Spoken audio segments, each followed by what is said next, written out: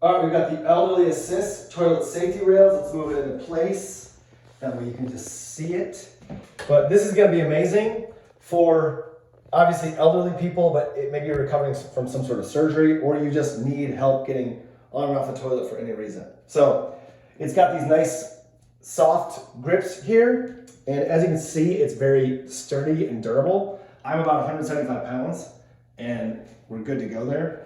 But basically, you need help getting on and on, you're just gonna do that.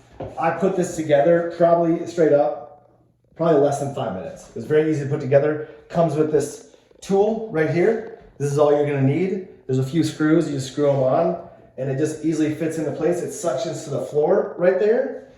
And also one thing I wanna add is, just for reference, I am about 5'11". So as you can see, I'm 5'11", this is what it looks like next to someone who's 5'11".